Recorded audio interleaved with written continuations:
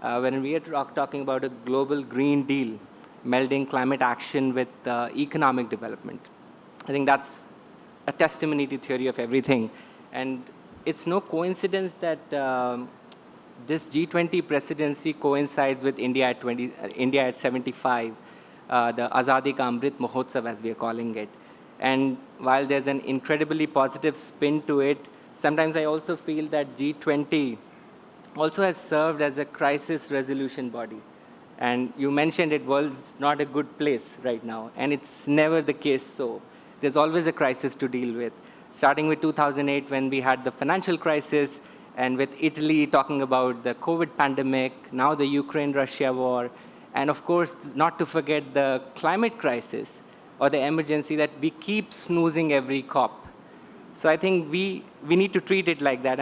But on the positive side, G20 has served as a platform for inclusive multilateralism, and it gives an opportunity to the president country to set the agenda, to leave a stamp, to leave a mark on the G20 registry. Today we have gathered here to discuss the mark that India would leave on that registry, and whether that could be a green one. So without further ado, let me start the discussion. And first of all, let me start with you, Ritu. You've been at the helm of things, and NITI has been termed as the brain of India's green transformation. It would be great to get a peek into the top-level rationale, the why, of India to be the beachhead of reimagining global leadership on climate action and green growth. Your views, Ritu. Sure. Thank you, Jarnail. So again, let me also reiterate that my views will not be NITI's views, but my own personal views in my capacity. So again, I think India has already been at the forefront when it comes to climate change. We do have our development aspirations, which are very strongly grounded in setting our climate agenda as well. And India has been one of the 3 G20 member countries that have also been expected to overachieve their unconditional NDC targets in the past. So it's in terms of the action, India has been walking the talk. There have been several policies and measures which have been put in place all through. India has taken the lead on several international climate-related initiatives as well, including the International Solar Alliance, the CDRI coalition, the Mission Innovation, and so on. So I think in terms of our ability, again, India has been able to show that it can be at the forefront of things. India has been committed to delivering on whatever it has achieved. But we must remember that, again, with the kind of vulnerabilities that our population, that our economy can face because of the impending damages that can arise from climate change, which are already happening. Again, India has a very huge coastline. India has sections of population which are vulnerable because they are related with the nature-based or agrarian-based societies. We still have high levels of poverty. So against this, the risks and the resilience of people become something which is absolutely essential for us to, again, keep in mind as we go forward. So again, I'm very happy to note the theory of everything that you mentioned. I think it's a no-brainer that we have to keep the 2 prongs intertwined in a way that both the development perspective as well as the climate perspective tend to move together and not in isolation. So again, I mean, in terms of literature, there's been a lot in terms of saying that the 2 can happen together, but they don't happen automatically. You have to make changes, and these changes often need to be transformational, they need to be structural, they need to move away from a path on which we are traversing towards an alternative path, so that you don't get locked into some of the things that you might otherwise have got locked into by way of infrastructure and so on. So taking these bigger changes in terms of realigning our path is something which will become important for the country. Again, India has taken on the initiative to move towards net zero by 2070. And from a modeling perspective, which I have been involved in through the last 3 decades, I can clearly say that anything which we ever modeled in terms of a scenario of looking at moving towards our NDCs, moving towards a reduction in emission intensity, and so on, till now, are definitely very, very different paths from what we will need for a net zero by 2070. So this will mean structural shifts, it will mean large and transformative changes, and therefore it will affect populations, it will affect societies, it will affect the economy and the trade balance and so on. So, which is why it also becomes extremely important to think about ways in which we realign and think of ways in which we can take the two together in tandem. So I come to the economic side of it. If we look at trade, much of our export oriented and import oriented earnings are currently in a certain kind of manner, but going forward towards net zero, we are probably going to have a very, very different mix of our imports and exports. What would this mean, and how can we plan forward towards it, becomes an important question. In terms of our state revenues, many of the states get a lot of revenue by way of oil and gas revenues. These are going to change as we move towards non-fossils. So we'll have to think and realign all of these. In terms of people, as we move away from a fossil-based economy to renewables and other alternatives, there are sections of people who are employed in the fossil-based sectors, and most of the districts which have these coal-bearing regions or the fossil-based regions are also, unfortunately, the areas with the highest levels of poverty and the highest levels of vulnerabilities. So again, we have to think of the people who are in these regions and what happens to their livelihoods. Having said that, I turn to the question that Jarnail raised as to why should we then think about moving towards, taking on such stringent climate action or moving towards these goals.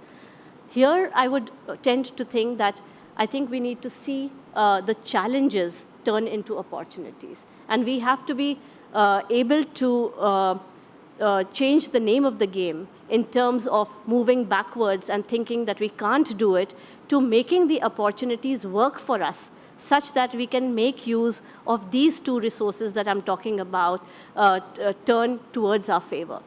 I think we have a huge amount of brain power in the country, and we should treat our labor force as a positive rather than a negative, and turning towards ways in which we can move these people towards livelihoods in the future, and which give them, which sort of find employment opportunities for everybody, but also bring in higher levels of value add to the economy. And also in terms of looking at the economy-wide targets in terms of being able to look at export markets, wherein again we are able to garner revenues which can hold us in good stead.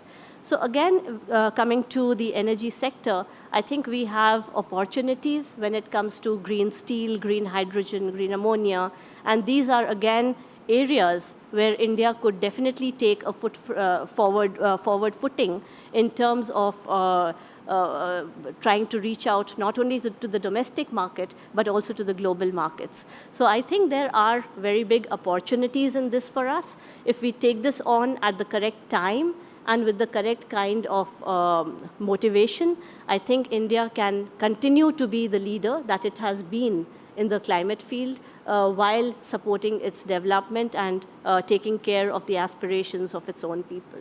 So I would end with that right now. Thank you. Thank you, Ritu. You've set the tone for the conversation and also highlighted the sunrise sectors that India could really redefine the leadership around. What also struck me was the people-centric approach that you were talking about, the fragility of the ecosystem, the fragility of the economy, as well as the social structures that we have, the diversity, and how we need to be intentional about that. And that leads me to my question for Zeenath. Zeenath, Development Alternatives has worked bottom-up and has engaged with communities on inclusive transformation. So could you highlight where you see social equity in this whole piece, in this whole transition, and how can we really prioritize the unprioritized or the D or less prioritized people angle over here. Thank you. So thanks, Jarnail, and thank you to ORF for inviting me and giving me this opportunity to share my thoughts. What I will say, I mean, the disclaimer is actually the other way around, is a learning that I have from the past 32 years of my engagement with development alternatives and the groundwork that we've been doing. So yes, very much so, I represent that voice of the people from the ground. And thank you to Ma'am Gambhir for setting the stage in the sense of pointing out the role that the country may play and would like to play. And I think in that sense, your question of pathways for an inclusive, and if I can reframe it, inclusive, just, and green, all three, economic transition, and where do you think India could be, and how would it lead this? You know, I think one of the things that we have as a presidency, I'm sure the Prime Minister leading from the front and the government are quite aware of it, that as a developing economy in transition, it's not just the G20 we are leading, we are the voice of the development of the South, of the global South, of the LDCs, and that representation in the G20. So there is a responsibility on our shoulders, much more than just being India and India's leadership, but what lessons do we have that take the global South forward? You know, both the earlier speakers have, you know, sort of put out the challenges and the before us. One of the things that I feel that the global South shares, besides the poverty and the you know, the movement forward, the demand for the climate space, is the diversity. I think across, if you look within the global South, the diversity of not just cultures, but materials of the geoclimatic context, which make us vulnerable, but also make us very strong, if we see them in that way. The other thing that we share is the decentralized and distributed nature of our countries, of our peoples, of the way we live. And I think that is again a strength if we would like to see it as such, and we use that and leverage that to build forward. There is, however, one thing that we share, which we are talking about in terms of the North and the South, but even within the South, is the disparity and is the inequity, which is the centerpiece of what I would like to focus on. Internally as well, we are a highly inequitous society. I think if we look at the different indices, that we would probably be at the forefront, one of the first few countries of the level of inequity we have. Oxfam reports have said that year after year. The demand for jobs and the shifts in demography. I think I would not even call it right now a demographic dividend, but a shift in demography, because we are at that cusp. And yet we are the doorstep, the threshold through which that transition is visible and can happen. And the three challenges before us, before I think most of the global South, that intersect. At one end is the whole challenge that climate is posing on us, the changing climate. At the other end is the challenge of resources, of materials. It is a ticking bomb. Because of the growth imperatives, the need for resources, even if we are transitioning to a net zero, I mean, looking at the kind of materiality that we need, looking at the construction sector, looking at the mobility sector, we need those materials, and so therefore that becomes a huge space of challenge. Then the third challenge, which we must overlay on that, and if we don't, we would be doing a great disservice to the developing world, is that of livelihoods, is the livelihood insecurity that we face. And again, that is where the question of equity really comes in, the access to materials, the access to the transition that we are talking about. So we are not only talking about the fact that we just need to be net zero. We just need to transition. We need that transition to be just. And I think that is something that we must focus, and that is where the leadership of this country would shine through, if it sees. And it will shine through not in the rhetoric, but in the action, but not only in the multilateralism of the action, but in the domestic actions that we take. And I think that is something that we have to lead by example. And the solutions of various kinds that we put forward for our case here will be the solutions that will go forward across the global South. We have the ability to share that with countries in Africa and countries in Latin America that share similar challenges as us. And I think we if we bring forth equitable solutions for livelihoods that are climate responsive, that are material and resource responsive, circular, that is where we will actually put our leadership in place. And I think that's where what I really wanted to focus on from the examples of the work that we've been doing and learning from. And that really comes from the understanding of the human-nature relationship and the economy stress that is happening, leading to and overlapping with the ecosystem stress and the climate change. Globally, we see it as economic collapse. Globally, we see it as the indicator of the pandemic, the health system collapse, the social strife, whether it's Ukraine, whether it's Sri Lanka. Yeah? And in this decade of action, I think the terminology that I would like to really use here is the decade of collaborative and inclusive action. So we can't have action which is just top-down. It has to be collaborative, and collaborative across communities, collaborative between government, industry, academia, and civil society, bringing community into the center, collaborative and co-creating with nature in the center. And I think those are that needs to be at the top of our mind. The other thing, and Ritu spoke about major structural change and shift. I think the shift that we really need here is what I would like to call, what Kate Raworth has been calling for very long, is the regenerative and distributive economy. Designed to be regenerative, designed to be distributive, not distributed post-economic growth, but distributed within the models, the business models that we take. And that is where I think our transition will learn from, not very far back, just going back to Gandhiji, 100 years back. 1947 is just 75 years back, but I think he put forth much earlier than that the concepts of trusteeship in our business models, in our economic models, the concepts of Advaita, the linked development ecological models, the concept of Sarvodaya, which looks at jobs for all, so taking everybody along, the concept of Antodaya, which looks at the last mile.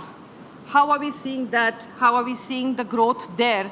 And this is not just the last mile in India, it's the last mile in Malawi, it's the last mile in Rwanda, it's the last mile in all of the countries that we are talking about. And of course, the concept of Swaraj, which is the building of agency at the local level. And I think it's not just about building of agency at the nation and the subnational state government level, it's the building of agency at the panchayat level, at the municipal level, at the ward level for action. The whole concept of life that has come out from the Prime Minister, I think that's where I want to focus. It's not just about national action, individual action. I think the concept of life, which is to do with our idea of consumption, has to go beyond the individual to the community, to the state. And that is where, in my view, equity will come when the state looks at also procurement processes, for example, which are green. Indicators for procurement which look at not just being carbon neutral or carbon reducing and material and resource neutral, but also job creating, but also quality of job creating. So how does procurement, that at the moment is still struggling with the concept of LCA, look at social aspects, look at equity aspects in that? And I think that's where, because the state is the biggest supporter or promoter of the kind of consumption that happens. And I think consumption from that perspective we have to see.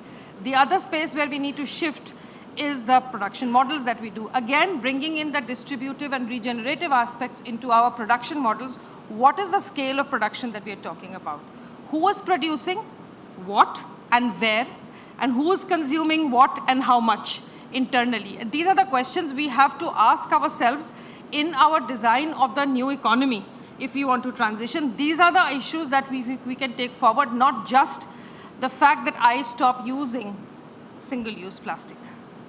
So we have to go beyond that. And that, I think, is a concept that we would like to call as promoting and supporting local green enterprises. And let me just define these three terms, which is the work that we would like to put forth before the government of India as being the strength of this country. Local would mean you are value-adding local resources. You are supporting, nurturing localized production, generation and retention of profits locally. You are looking at impacts, social impacts at local communities, which are inclusion, jobs, local production, etc.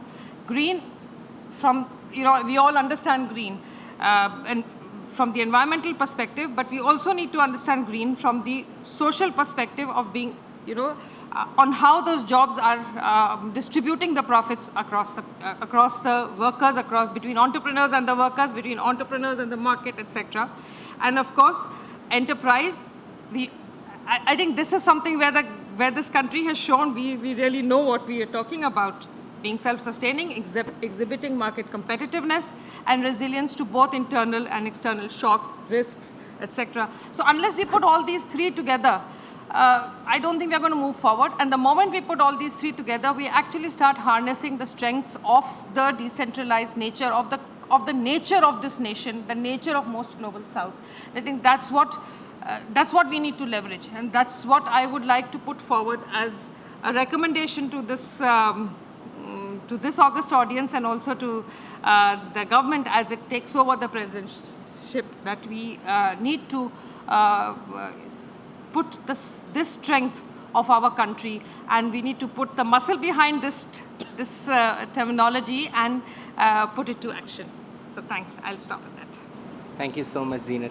Zenat, you brought out so many points, and they're so very relevant. And I think as we are moving left to right, or where you're sitting, right to left, wherever you're sitting, is getting more specific. And I want to reach out to Akshima. And if you don't mind, Akshima, I'm going in the order that you're sitting in.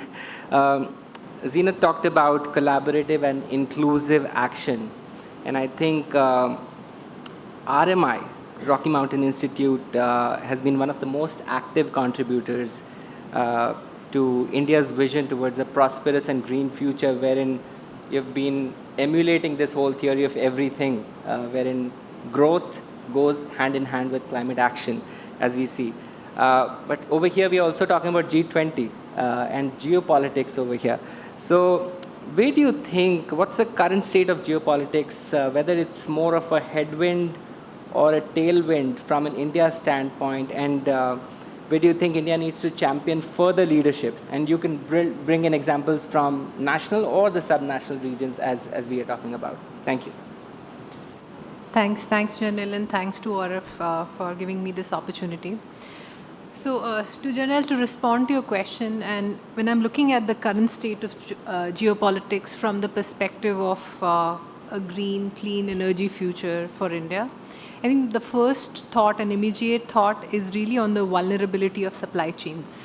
I think that's where there will have to be a lot of focus and attention. Ritu talked about, net zero 2070. We're not going to achieve it like this. It is going to really mean major structural shifts in terms of production, consumption that even Zenat talked about. So I think what has happened, definitely, again, everybody's talking about it. Two critical events have happened, particularly in the last 2 to 3 years. First, due to COVID, and then due to the war in Europe. There has been a widespread disruption across global supply chains, and this is for most of the key pillars of the green future we are talking about, whether it is batteries, renewables, EVs. So anything you pick today, or solar. So there are major disruptions for all these key pillars on which we are really betting on a green, clean future. So, I mean, and when we're looking at that state, it is really not surprising to see that the current geopolitical climate has countries hence adopting a more inward-looking strategy. We ourselves are talking about a self-reliant India, Atmanirbhar Bharat. So, which is really highlighting again that resources, be it fossil fuels, or even renewable energy, and now the critical minerals that we will need for the future, they can be concentrated, and they are in fact concentrated, and hence we cannot shy away. Like geopolitics is something that needs to be part of all the conversations when we are talking about what would be our pathways for clean future and low carbon future. And so hence, countries like India, when we are setting our decarbonization agenda, it's going to be very critical, given this, state of affairs, that we start talking about and think about alternate and domestic sources of, a lot of these foundational clean energy technologies. So in terms of tailwinds, I think we can say that it has prompted countries to pursue energy security and self-reliance more strongly. So I would say in a way it is supported. A few years back we were not talking about, now we are more and more believing in our own energy security, self-reliance. So I would call it more like a tailwind. And in fact, we can even call it decentralization of the global energy systems. I think, how countries would want to own up to their own clean energy future. It's really, to me, more decentralization of our, global energy systems, which in the past, I would say, has been concentrated in certain geographies. In terms of headwind, I think we've heard earlier also in the keynote that the importance of collective and collaborative effort when dealing with climate action and green future cannot be overemphasized. We will need collective collaborative effort at an international level. And climate crisis, it will not know or respect sovereign boundaries. It is a crisis that will require this kind of an international cooperation. Developed world has the technology, it has the finance. We, in the developing world, we have the person power and the capacity to most importantly deploy the solutions at scale, which is it's a very unique opportunity that a nation like India has. So some level of dependence in terms of technology transfer, peer learning, and available climate finance will it continues to retain its significant value in this, and is much needed if we are to meet, of course, the 1.5 or even the 2-degree scenarios. So we must try and preserve and promote that effort of collaboration. I just want to quickly also, use this as an opportunity to say that, the tailwinds or the headwinds and, this whole inward-looking thing. And you talked about, India's leadership in G20. I think in general, this is an opportunity for India to reimagine its leadership in the developing world, in this new green world, because the opportunity of scale is really huge. Most of our infrastructure in India, we need, it needs to be, which we need to support a growing population, a growing economy. It is still yet to be built. We have that opportunity of rejecting the pathways that rest of the world has adopted and really leapfrog and choose pathways which are very different while we are building our cities, while we are building our transport systems, our built environment, our industries. So I think that is really unique, and that gives us a very, very unique opportunity to be a leader in the new technologies, in the green technologies. And by prioritizing that earlier shift to low emission technologies, more resilient and low carbon development approaches, we can really leap ahead to what we probably have a vision, all of us have a vision of that really clean, modern economy of the future. And we can then substantially mitigate, future transition costs, which otherwise would come, and, the stranded assets, the cost of those. So there is, again, that opportunity to avoid all of that where we are today, and hence experience, increased net benefits in the form of newer and clean industries that can help create green jobs. They can avoid all those premature deaths we are talking about, and, which are resulting from the current state of environment, and support a greater individual well-being, which we're probably trying to also do through life. And we've shown that leadership. I'm not going to go deeper into, a lot of examples. Automotive, EVs, batteries, advanced chemistry systems, our big push now to look at hydrogen, green hydrogen, in fact, not just as a domestic, but as an export opportunity. So I think when we are looking at all of that, I think India stands at a very, very interesting kind of a juncture where we can show that leadership. We can, use the current geopolitics as an opportunity, really, to become that green superpower of the future. Yeah, I'll stop there. Thanks, Singh. Thanks, Akshima. So I think the common thread across your notes was collaboration scale. And I go to Gagan with this, who's at the center of energy finance. And I heard someone saying that it's a question of political will, not really finance. Look at the pandemic, wherein we aimed for a $5 trillion recovery in the beginning, and we ended up with $14 trillion. And whether it's the same with energy finance as well, or the finance for this transition, is it a question of political will, Gagan? What are your thoughts, and where do you think collaboration comes in as part of all of this? Sure. Thanks, Jarnail. Let me just begin by saying that I'm going to focus on the finance bit, not really too much on political will. And from that perspective, let me just begin by saying that when we want to affect the energy transition, in India or in other emerging economies, it's really worth pointing out that there's actually three transitions that are happening. There's the mobility transition, there's of course, the power sector transition, and there's the industrial decarbonization transition. And each of these three transitions are actually at different phases of evolution, and they're actually unfolding in parallel. And what really needs to happen is that these need to sort of intersect at some point in the future. Now, having said that, I think there's sort of there's 5 considerations that I think are worth highlighting in terms of having that intersection happen. The first consideration is that, it's very important to understand that the scale of the financing challenge is very, very real. It's really, really large. Just to give you an example, when you look at net zero, we ourselves at CW came out with a report last year, very quickly on the heels of the net zero announcement at COP26. And what we found was that for India to achieve net zero by 2070, the total amount of capital that would be required would be in the order of something like $10 trillion. And that sounds like a lot, but remember that's over 50 years. But beyond that sort of $10 trillion, if you unpack it, what we really found was about 65% of it could actually be mobilized from conventional sources. And these are conventional sources, both domestic and international. What that means is that while a bulk of it can be mobilized, we have visibility, about 35% of it is something that is a gap that needs to be plugged. So that's the first consideration, that the investment challenge is real and it's very big. The second consideration I want to point out is that whilst this is a big investment challenge, there's actually differentiated interventions that are required to effect that, to actually bridge that gap. And those sort of differentiated interventions come into play for different reasons. Because in some cases, from a financing perspective, the challenge is that it's not flowing at all.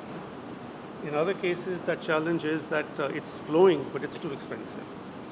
And in the third case, it just so happens that it's flowing, and it's flowing at a reasonable cost. But the size of the investment challenge or the requirement is so huge that the conventional sources are not able to bridge that gap. So once we sort of figure out that there is a huge investment challenge, and then we sort of figure out that differentiated intervention is required, I get to the point that Ritu made. I think it's really important to sort of highlight that the challenge can actually be an opportunity. And I think it's important to shift that mindset. It's not about, it is important for the international community to get together and sort of finance to the extent that it's possible.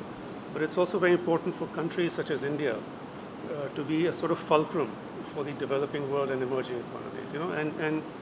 And that challenge as an opportunity, I just want to point out, give one example, and that's the Gift City.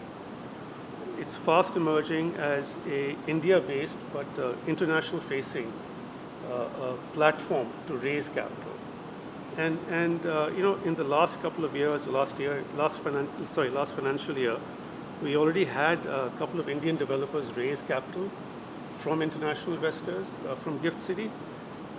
But I really see a huge potential to transform it as a market where companies and countries from emerging Asia, as well as emerging Africa, come and seek investors who are willing to deploy capital for that kind of purpose. And I think it's only right that India becomes that hub.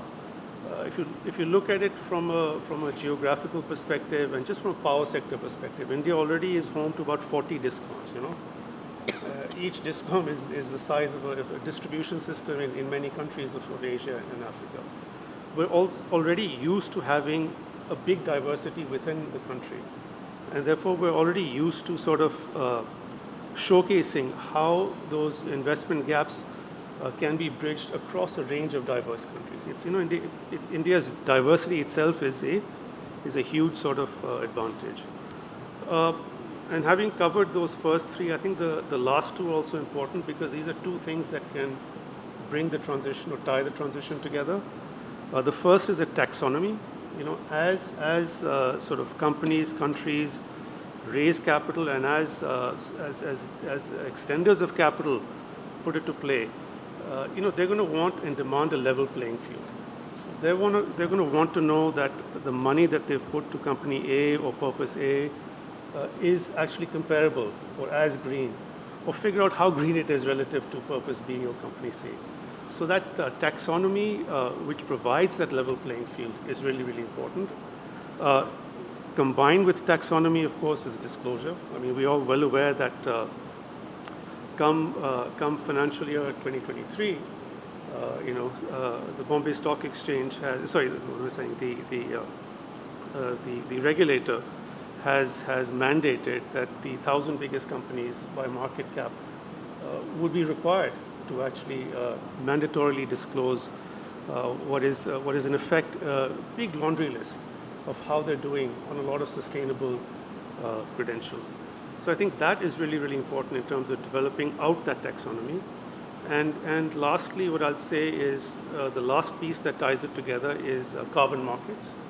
And I think the role of carbon markets need to be understood as dual. There's two roles that carbon markets play. The first is a system of nudges and rewards. Think of a cap and trade system. So where companies that are better performing are rewarded and companies that are perhaps a bit behind where they should be are penalized and given a nudge. But there's also another really important purpose that carbon markets serve, and that's a facilitator of capital flows in order to bridge the gap between objectives and actions that need that financing and could not actually get off the ground had that financing not been there. So I'll just close out by repeating, you know, those three transitions that are happening in parallel but at different phases of evolution, and five considerations really, really important to effect that transition, and how it sort of fits in from a geopolitics perspective. Really is that, you know, today we're talking about we're at a topic which is at the confluence of geopolitics and sort of, let's say, financing. And I think, you know, of course, India's impending G20 presidency offers a really ideal platform, opportunity for India to put its position forward. But also, let's not forget that, you know, we're living in an age of newer alliances, newer country groupings coming forward, you know, emerging. I mean, I2, U2 comes to mind, there's several others. And these groupings are sort of emerging to deal with rapidly shifting ground realities. And I think the biggest ground reality which most countries accept and understand well is the ground reality represented by the climate change, you know, crisis. And from that perspective, for India to champion a grouping of countries or alliance of countries around this topic, I think will have a lot of resonance. But the question is, does India do it across the board? Does India do it by trying to stitch together a very grand alliance across every country out there, every possible country out there? Or does it focus only on emerging markets? Simply because the challenges of emerging market economies when it comes to transitioning are very similar. And that really puts India at an advantage. And therefore becoming a bridge, as it were, between the emerging economies as well as perhaps the G20, as well as perhaps the sources of capital. So I'll just stop there on this one. Thanks, John. Thanks, Gagan. That was really, really enlightening. And I think that idea of triple transition at the same time, that's the challenge that we are facing, and all of them intersecting at some level. with that, I'll go to Pramit, and we have 11 minutes left. Pramit, you have been observing transitions inside out and doing techno-economic analysis. Where do you think there are initial successes, or there are any opportunities for fractal change happening as part of this whole landscape? Do you think there are successes coming up? And after that, we'll conclude the session. Yeah. Yeah, thank you, Jarnail. So I think there are a number of areas where there is transformative change in terms of the development of the technologies, right? Whether that's in the electric mobility space, whether that's in the solar space, in green hydrogen going forward. But I think going back to the question of leadership and where India can provide leadership in terms of it to the world, I think India's true leadership will happen if it can provide a template to the other developing nations on how to have an energy transition that is also in line with other sustainable development goals, which is what we're talking about. And here I think the idea is that we need to move beyond just the carbon bit of net zero, right? We need to look at what economic transformation needs to happen. So it's not just that the technologies evolve or the costs become cheaper, or people start adopting these technologies. How do these technologies create jobs, right? How do these technologies solve the problem of employment that we have today? And in that sense, I think a lot of things have already been pointed out, and I'd like to focus on one aspect that really I think that needs to be pushed a little more, and that is in terms of innovation, right? Are we doing enough to promote innovation among, say, the startups or the private sector, the MSMEs, right? So is our industrial policy strong enough to do that? So, we have PLI schemes for a lot of these solar, for electric vehicles, for batteries, but they're really for the larger players. There's not much there for the MSME sector. And that's where the real innovation has happened.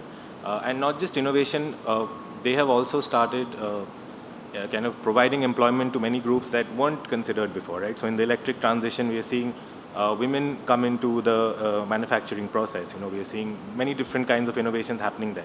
So are we really doing enough to push that? Are we incentivizing them enough to actually innovate, providing, reducing the regulatory burden on these MSMEs to go and really innovate and come up with these creative solutions? That's the first. The second thing is the equity aspect, and I'll specifically focus on the question of a just transition here. And how do we create an energy transition that takes everyone along, right? Particularly for the coal sector, right? The fossil fuel workers. And I think here a problem has been that because we have been reluctant to commit to any kind of scaling down or phasing down of coal, that has made us push the question of planning a just transition further down the road. And I think there we need to improve a little bit. I think we need, because our coal sector is so unique, it is more informal than most of the other countries. Socio-economic profile of those coal workers are very different. We need to start planning for that now. And that doesn't necessarily go against our stance on coal phase out, right? It's actually, if we'd have a clear roadmap, it's a way for us to show why we are saying it's so difficult for us to do this, right? And the third aspect, which I think often gets ignored, is that we also need to ensure that the tech transition is also a nature-positive transition, right? When we're looking at technologies, are we looking at what impact they have on the environment as a whole? And I don't think many of the analysis ignore that aspect, right? We look at the technical aspects, we look at sometimes the social aspect, but the environmental aspects are often ignored. So are we really pushing those technologies which have the greatest synergy between being people positive, nature positive, and creating and being green? And one that comes to mind immediately is, say, rooftop solar, right? That is a solution that kind of you don't need that extra land, which, in case of utility scale solar, which leads to ecosystem losses, it leads to land use changes. But we've seen that rooftop solar is still, around less than 20% of our total installed capacity, right? Even though our targets were larger, even though the other solarized countries have a very large share of rooftop, right? So we need to prioritize this, prioritize the overall environmental impact of green technologies into our decision-making process. And I'll say, and these are the three things I'd like to bring up. I think a lot of the other things have already been brought up, so I wouldn't want to repeat that. Thanks, Pramit. You were really efficient, and we have 6 minutes left. So maybe I could do a quick rapid fire and then open for any burning questions from the audience. Let's say you were the G20 Sherpa, and you had one ask from the G20 to commit to in the 2023 G20 meeting. What would that be? Ritu, can I start with you, if that's okay? Well, I think I would place it, at collectively taking forward the green transition angle, the green and just transition rather, but from a coalitive and collaborative point of view. Thank you. Zinat.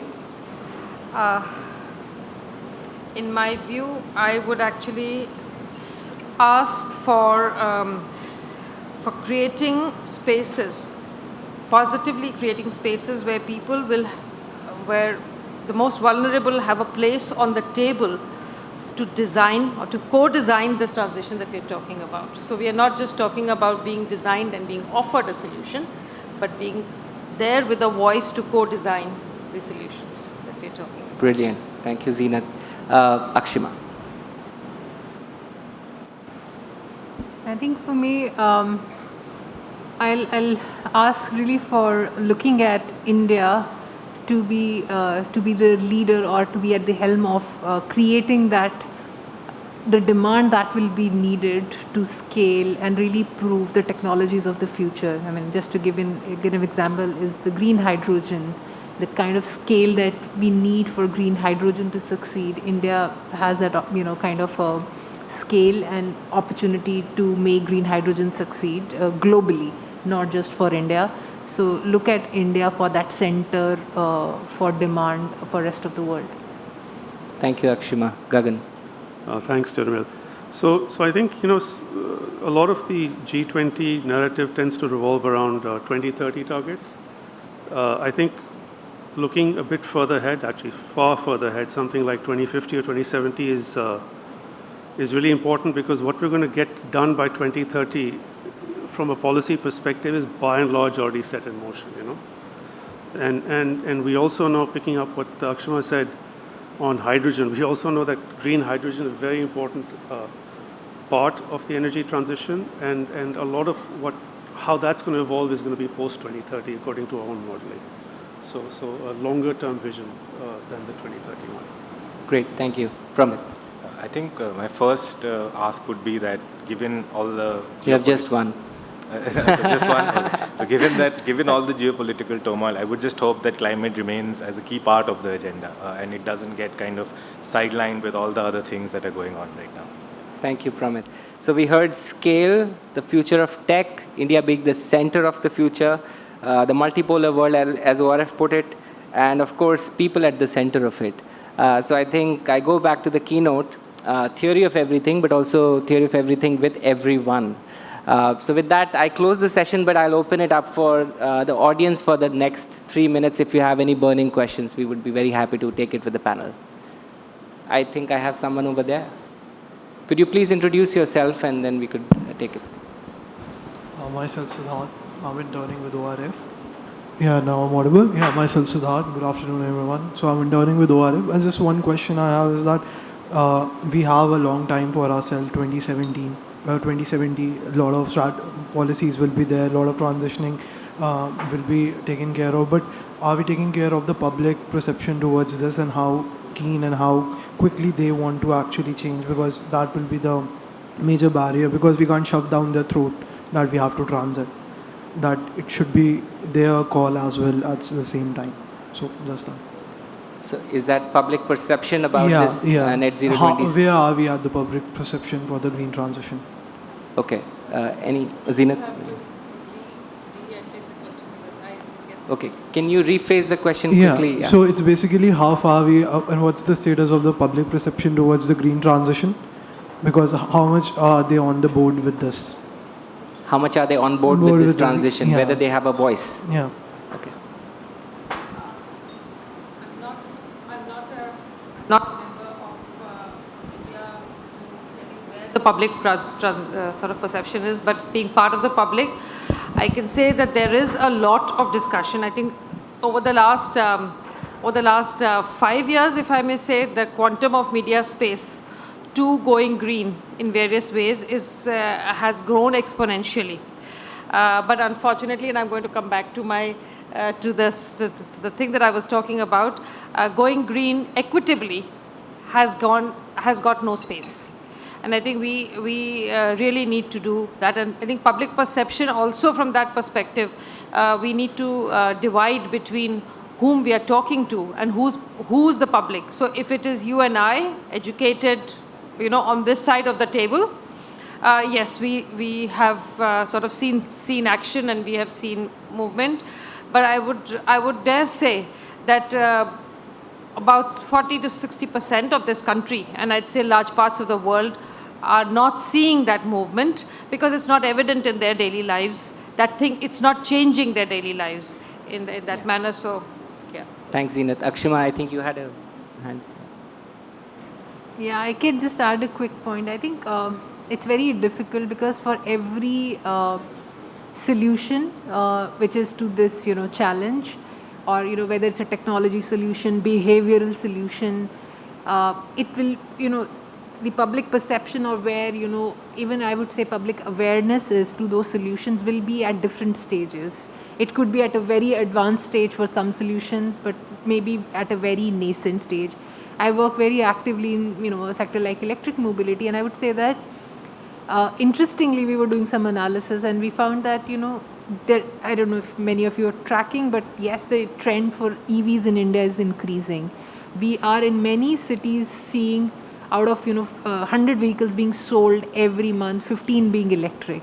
So I think it's catching attention in different, for different solutions at different stages.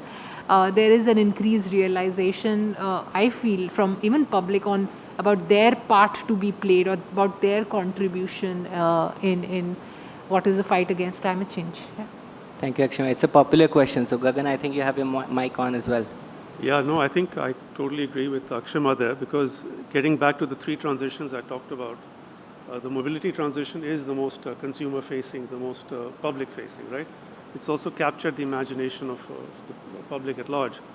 When you look at the power sector transition or the industrial decarbonization transition, there's what 400-500 power plants or thermal power plants in India. So unless you're really directly associated with that, it's very difficult for you as an individual to relate to it. Same with industrial decarbonization. There's 400, 500 or 600 odd steel and cement plants as well. So it's very difficult for the average person to relate to that. But they've instantly related to the mobility transition, which, by the way, from an emission standpoint, is the smallest contributor of the three, because power sector is 40% of India's emissions, industry is 20, and road transport is 10. So yeah, I'll just close with that point. Great. Any further questions? I'm given 2 more minutes. Yes, please. Good afternoon, everyone. Agnieszka Jano, I'm a fellow at Global Policy Insights. So first of all, thank you very much, because this was a very encouraging panel, and I think it really gives us inspiring ideas about the future. My question is mainly around what the green transition can take over, and if it can take a place during the Indian presidency of the G20, especially looking at a holistic approach, taking also into consideration free trade agreements, the overall wealth growth. So sometimes climate change and climate action is seen in silos. I want to hear from you and possibly have some perspective on what do you think can happen during the Indian presidency of the G20, if this conversation can happen conjunctively, and what could be the scenarios? So we need some crystal balling here. Any volunteers from it? Yeah. I think you're right that a lot of the planning for climate change does happen in silos. I'm not sure how much the G20 can solve that problem, but I think what the G20 can do is bring a holistic kind of consensus on what should be done and what should be the role of the different countries within that, right? What should the developing nations be doing, and what should the developed nations be doing for the developing nations, right? And ideally, what we would like is a commitment from them, right? Instead of something saying that this is the amount of carbon space we are willing to create for you. This is the kind of financing we'd like to give for you. And I think that would, and also some consensus on what are the technologies that we can agree on, and the timelines for deploying those, and some targets, and seeing those targets in sense of the common but differentiated responsibilities, where the developed nations should take a much more, let's say, aggressive or ambitious role in that. I don't know if that answers your question. Yeah. If I can put out a very, maybe a very naive but on the ground sort of possibility. And I relate to a situation where India was at the back end, because of our production practices, and especially when you're looking at textiles and carpet trade and all of that, because of child labor, and there were very stringent requirements in the European market, which actually pushed very positive changes in our systems here. I look at the technology transfer from the global north to the south in the same perspective now. We are a big market. We are also a big place where the technology transfer is desirous by the global north to the global south, and we are also in a position to transfer technologies south-south. Do we see human nature indicators as part of these technology transfer agreements? Would that mean a different kind of technology transfer that would start happening between the north and the south? For example, something that a lot of us would have discussed, and yet it's not happening very much, is the whole energy, waste to fuel space. Yeah, it's a big question mark, but the transfers continue to happen. What would happen if we were to put in the different kind of indicators to that, conditionalities to that transfer, which are more in line with the SDG pact? Would that change the nature of transfer? Would that change the nature of creating a capacity for research and technology development within the global south, rather than just, so those are the questions that I would, those are the sort of things that I would like to take forward. Great. With that, let me close the panel. I am really thankful to our esteemed panelists who have come together to discuss this. I know we didn't get enough chance for audience interaction, but I think nevertheless we had some good questions. And thanks to ORF for inviting us to join this conversation. And thank you so much. Have a great rest of the evening.